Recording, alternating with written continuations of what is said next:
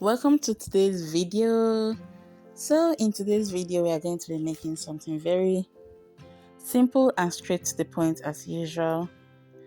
These are the ingredients we are going to be making. This is another option different from the one we made last week. So this is the option of using egg and butter, just as if you are making chin chin kind of, but in this instance you are cutting into your preferred shape and you are baking it in the oven. You are not using oil, so you save on your oil. Then we are using 5 cups of all-purpose flour. Sieve it, very important to remove particles. You'll be surprised that flour you buy from the sack still has particles, and sieving it also helps in making it airy.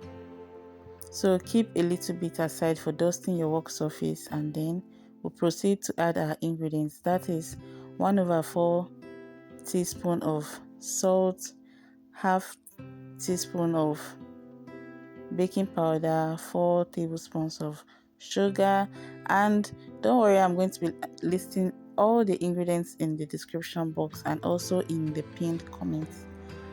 So do well to like this video, subscribe and share. This is another option of snacks you can make for your kids to take to school, but the only warning I'll give is it may not last a day. It may not last a day, so beware. This is an idea that you can make for your kids to take to school. Make it in advance during the weekend. So make sure your hands are properly clean, and then you will mix the margarine into the flour mixture.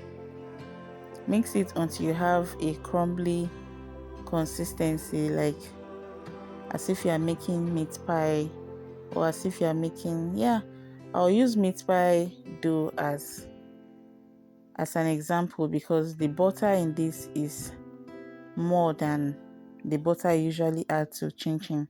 Because you are frying chin chin, the butter won't be as much as this, but since we are baking it, the butter will be as much as that for making meat pie. So I added 1 egg and half cup of milk. I just dissolved my powdered milk into water, cold water, and we have that. Then a little drop of my industrial milk flavor, and then you're going to mix this together. Preferably you can whisk your egg in the milk before pouring it into it. So you mix that together, and then I'm adding in half cup of cold water. Don't add all of this water, just add it a little bit at a time. When you see it's too thick, then you go ahead to add extra, but don't use the whole of that half cup of cold water. So you mix this together, combine together.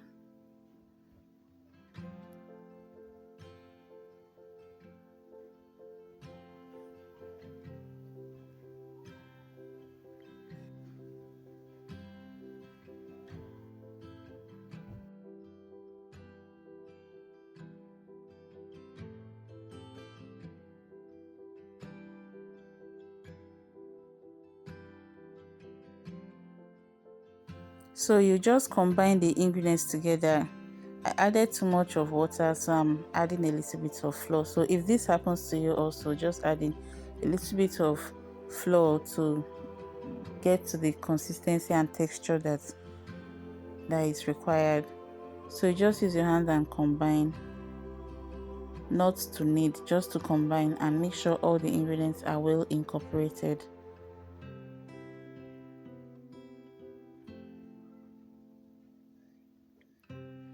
Then you leave it, you cut out the parts that you are ready to roll out now and keep the rest in the fridge. So while working with it, always keep the extra in the fridge so it doesn't start to, the gluten doesn't start to build up. So you just keep the rest in the fridge, then you go there and cut and come and spread on your work surface. So that's what we are going to be doing. So it's time to roll it out.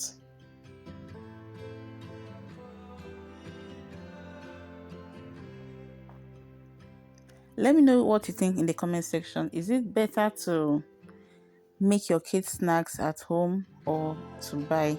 Let me know what you think in the comment section. Is the stress worth it to make for your kids and know what exactly they are eating, or you just rather buy and forget about the stress of baking or making anything? Though this is not stressful at all, it's just the period of baking that you just have to wait for. But combining the ingredients doesn't take time at all, as you can see from this video. So just roll it out smoothly and cut to your preferred shape and sizes. I prefer to still use this size because it fits well into the packaging leather I have. So I just use this. Then you can use any other shape of your choice.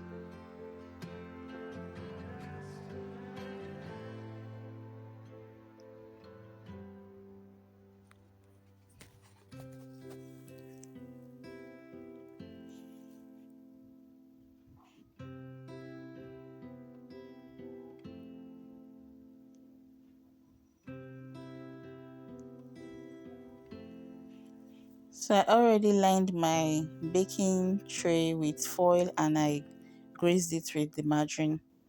So it's time to transfer them into our baking tray and proceed to the oven. At this stage, your oven is already preheating, so you can start the baking process immediately it gets to the oven.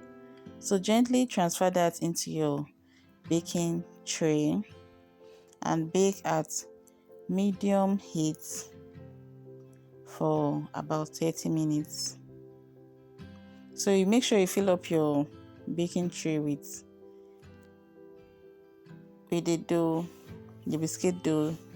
Then the other method is to use the pot. If you don't have an oven, you can also use your pot, and this is how I set it up. As simple as anything you can think of. So anything you can bake with this method, just do what I just did in this video. Look for a flat surfaced stainless plate, put inside. You can see the thickness that I was going for. So just put that plate in your pot, your dried pot, everything dried. And this is how I lined my baking pan, and after about 30 minutes on low flame, this is what we have. And this came out even,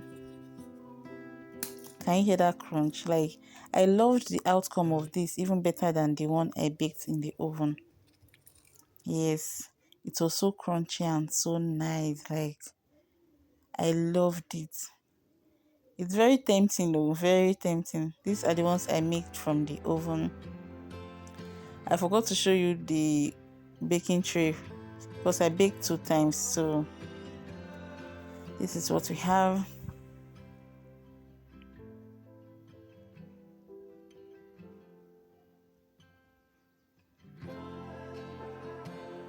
This one came out very fresh, very nice.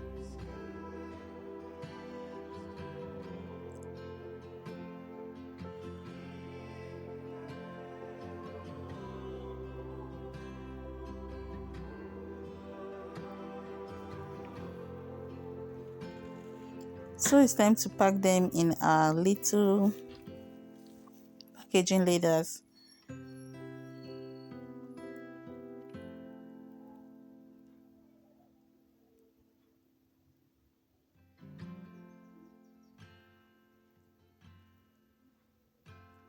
So after packaging this, you can see how it looks like. Very nice and cute. The portion size is very perfect for kids snacks. Just add it to their lunchbox and they're good to go. You can see how crunchy that is. Thank you all so much for watching, and I'll see you next time. Bye.